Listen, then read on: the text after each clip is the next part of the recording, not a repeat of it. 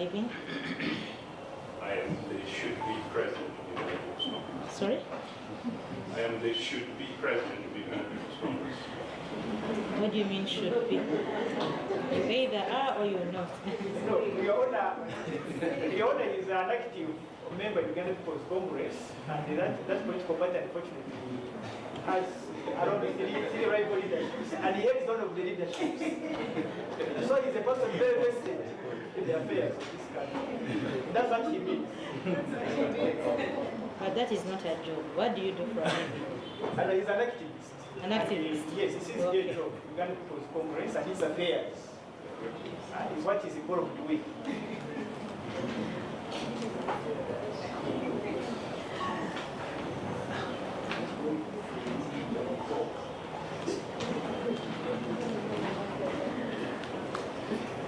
You can never sit, sir. I honor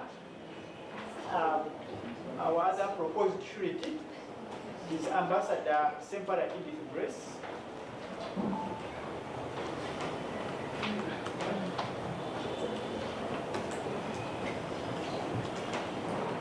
Your Honor, we have uploaded. She's a resident of Nakasero 2 Parish, Kampala Central. We have uploaded a letter of introduction from my LC1 chairperson. She's a resident of Nakasero 2 Parish, Kampala Central. We have also uploaded a copy of her passport.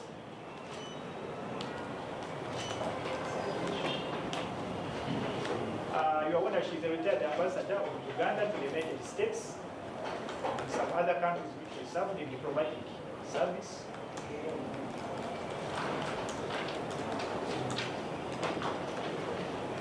She's a person of great reputation and responsibility.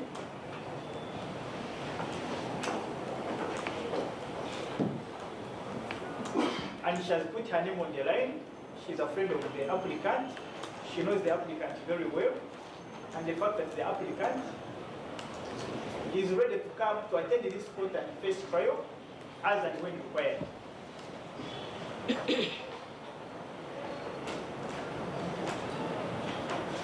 Sempala, what is your telephone number? 0782 931 950 950. 50. Your Honor, You can never sit. Your Honor, I have duly guided the sureties on their obligations to this court.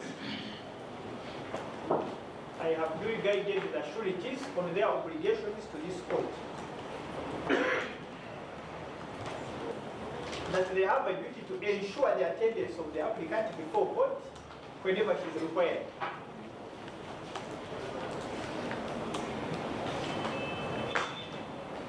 I have also guided them that they have a duty to inform the court whenever the accused person is not able to attend court due to some circumstances.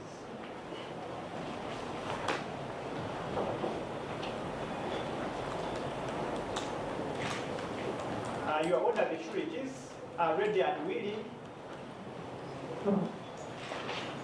to sign the bail bond form on whatever terms this court deems fit to impose on the applicant.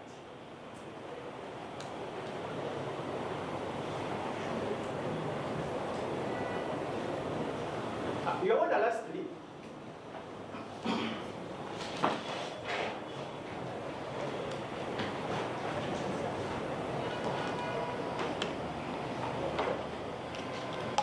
I have taken note of two important things. First of all, the state has communicated that investigations are still ongoing and are not complete. Therefore, we don't even have an idea of when a trial will take place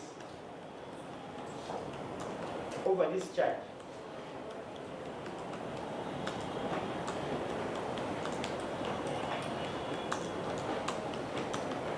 Your Honor, the accused stands charged with the unlawful obtaining or disclosing of personal data. Unlawful obtaining or disclosing of personal data.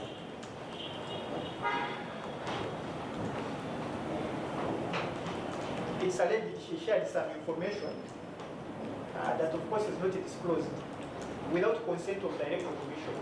This is a document-based offense. Your Honor, this is a document-based offense, and therefore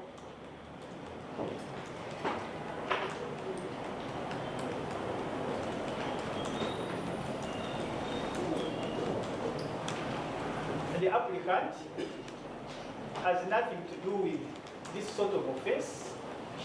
There are no witnesses to tamper with. Either she disclosed data or she did not.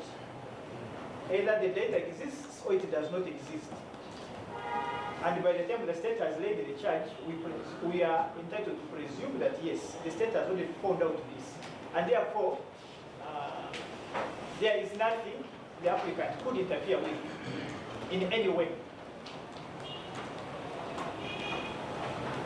And therefore, Your Honor, this is an applicant who is entitled to benefit from the presumption of innocence and be permitted to answer to this charge while she is not in custody. And be permitted to answer to this charge while she is not in custody.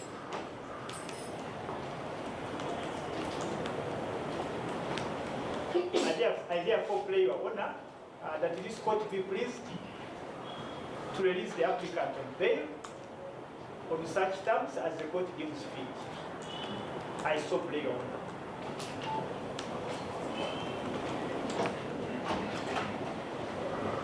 Your Worship, we are not ready to make a reply right now.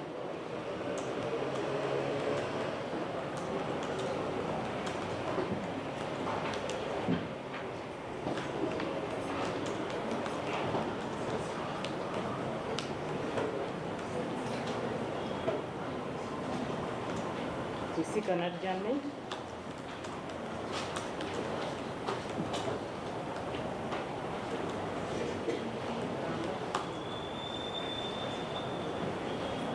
Analyze the application and make a befitting response. Your Worship.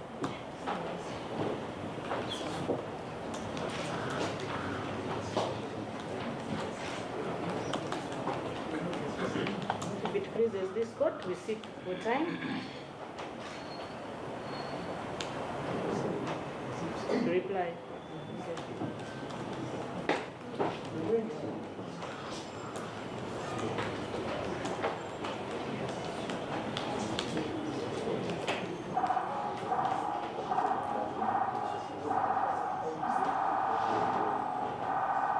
Your Honor,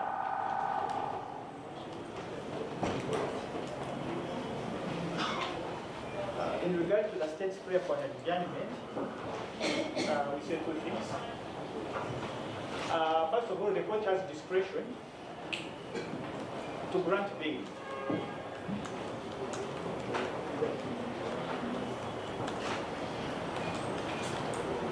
And the input of the state would generally be required at the time they are charging the applicant. Your Honor, it is a practice. It is a practice for investigating officers at the point of laying a charge to file an affidavit in opposition if there is anything that would militate against grant of bail. There is no such opposition.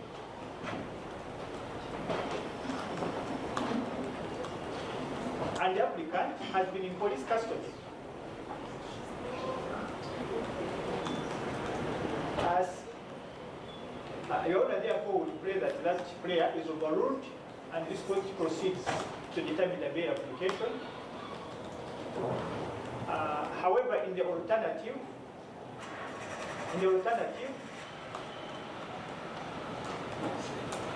we are willing to concede to this matter being stood over up to 3 p.m.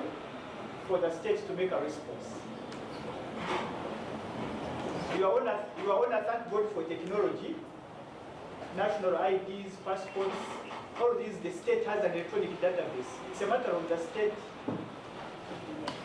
going on a computer and logging in, and you'll know that all this document is authentic, this one is not. Very simple. And therefore, Your Honor, if the court is so inclined not to grant our first prayer, though we strongly think this is a matter where there is no need for any other delay. The state has had ample time, and the accused in their custody. There is no opposition to bail from the investigating officer, and that's sufficient to show us that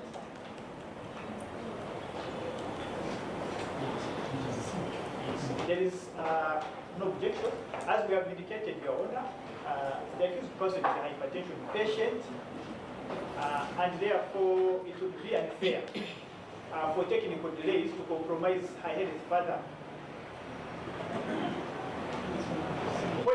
When ultimately the purpose of the trial is for the accused to be put on trial, and therefore bail is not something where we need to go into very complicated legal arguments and investigations and discoveries. Therefore, Your Honor, we pray that the objections are overruled, but if the court is so inclined, we concede to this matter being stood over up to 3 p.m. for the state to respond and for the court to determine the matter. Mindful that the accused has been in custody since the 30th of December 2025.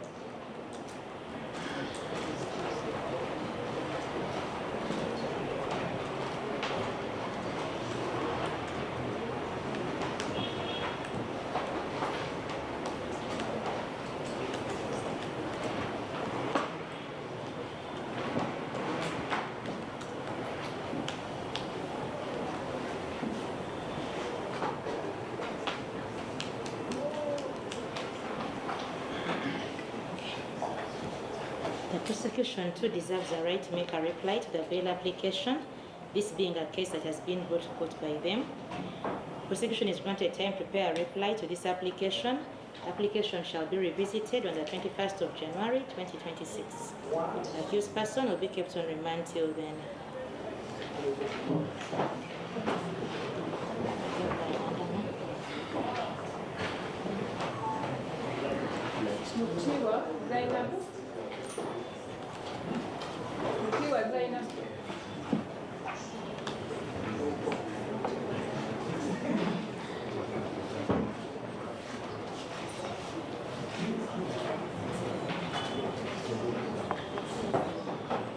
Okay, I have very little time, I'm running away, so let's first, I want to make one brief statement which will cover all of you. Eh? Ha. Uganda will be tricky. Kubanga mu Ruganda data protection mu Ruganda bakyeta ki?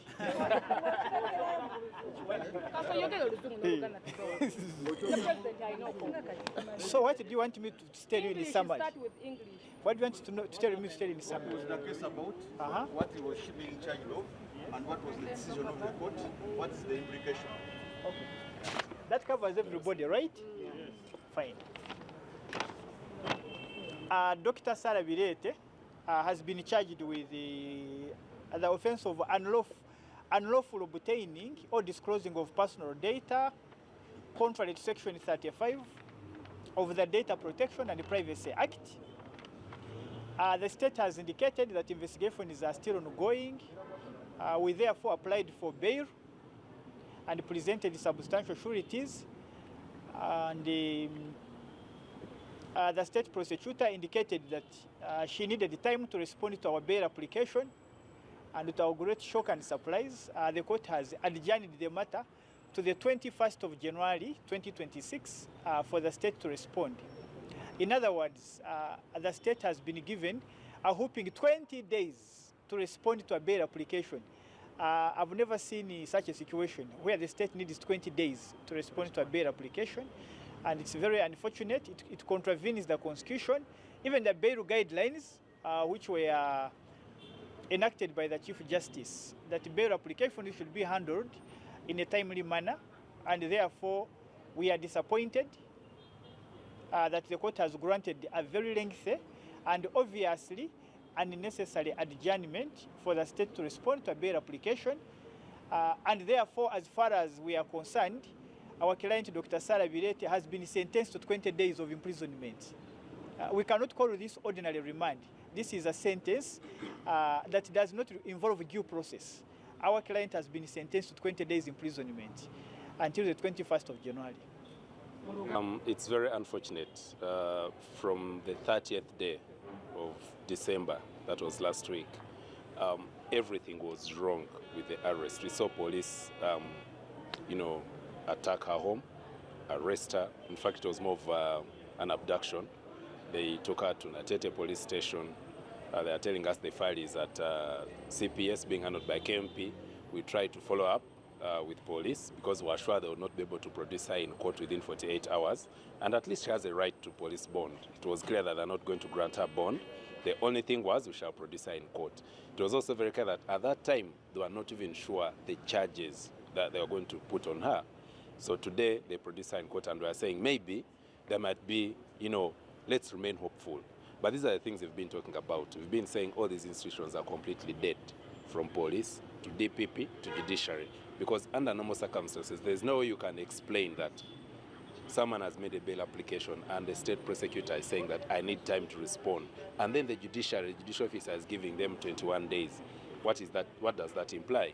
We've been talking about independence of the judiciary. We've been saying every other day that now we have what we call a police prison pipeline, where it is a must the person who is produced in court, they must be sent to prison as long as the powers that be want that person to be kept in prison. There's no reason as to why Sarah Birete should be remanded to prison right now. We are talking about prison congestion. There are so many people in prison. There's no space. But you're seeing people like Sarah. Even the charge they put on her that she has shared information, under the Data Protection Act. Sarah has not killed a person. It is not an offense that is that bad, that her being outside, having her freedom, will be affected, or the case will be affected in any way. First of all, the state says the investigations are still ongoing. So if the investigations are still ongoing in the first place, why do you arrest the person? You've arraigned them in court. Why do you even have to object? She did not object, but under normal circumstances, she's saying, I want an adjournment, I cannot respond now. Why is it that the law is not applied, equally? Why is it that the judicial officers, the court, does not favor the citizens? It rather, it's like they're working in the interest of the state. It's what the state wants. And this is a clarion call to all Ugandans. It's a clarion call to all the members. On behalf of the Ugandan society, really, I must say we are very disappointed in the judiciary itself. Judicial officers are lawyers like us. But the fact that judicial officers are being used by the state to abuse the rights of citizens is so absurd. And it's a shame to all of us. We need to do better.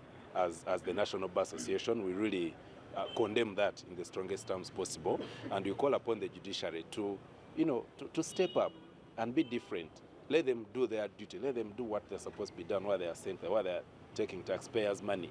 It is such a shame that a simple thing like that, we are finding the state, because Sarah has to be inside prison, they are using these same channels. The institutions that should be protecting the citizens are the same that are being used to trample on their rights. So we are very disappointed. We are not comfortable with what is happening.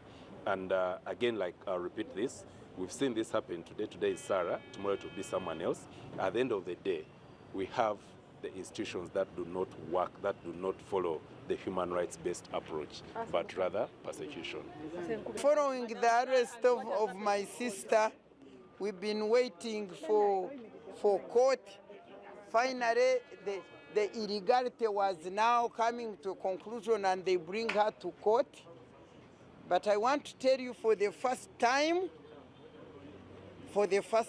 now, in my heart, I'm regretting why I fought for women to be set free. To go and sit in a court and be a judge or a magistrate, and you judge like the way I have seen. I've never seen this. Now, here was the case. I don't even understand the charge. I don't even know the complainant. No wonder the public prosecution did not have anything to say. No wonder. The DPP, isn't that DPP? Yes, they are supposed to be the prosecutors. But the case they are bringing forward is that our Sarah revealed information for electoral commission or something without without the consent. So now question is, who is the complainant in this case? And now when we came to apply for the bail, we applied and gave everything, and we have distinguished, sureties and everything was available, and the prosecutor stand up, he doesn't object. She didn't object to bail. And she's also a woman, Vanange. These young women. She didn't object to bail. And then what happens? The magistrate says, no, I'm not giving bail to you until 21st January. You know what that means? Sarah has been arrested to be shut down in a prison until elections. It was very clear, isn't that so? Nobody objected to granting of the bail. If I'm in a court seated there to judge justly and fairly, and somebody applies for bail, and the one who is accusing does not say, I object to the grant of this bail. Now me as a judge, how do I rule and reject the grant of bail? I don't understand. I tell you, I've been telling you, the systems are shut down. I've been telling you just, and I looked at this cigar, I stood there. I wanted her to see my face. She never opened her eyes up to see me. I don't know what I would have done if she looked at me. Maybe I would have been arrested in this court because I would have said, very silly, you have no right to sit and judge because you don't have the integrity to judge. Now all of us are concerned about the unlawful detention of Dr. Sarah Birete. I've interacted with her this morning, and our president also spoke to her on phone. She told us that she got information that they are really arresting her so that they make sure she's not in saturation by the time we have elections, that they are very worried about what she has been saying about the different loopholes in the electoral process. You can see the ridiculous charges they are putting on her, that she shared, obtained information about the electoral, voters' details and all that. But you all know that this information is public. Usually the Electoral Commission gives all political parties the voters' register, and therefore it becomes a public document. So if NUP gets a document of that nature, and then different people, for example, many people have been coming to us and requesting for a copy, and we've been giving it to everybody who comes because this document is a public document.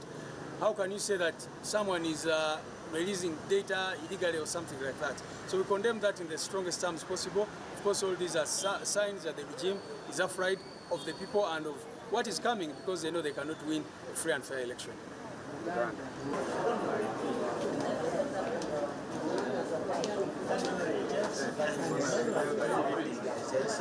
That's how.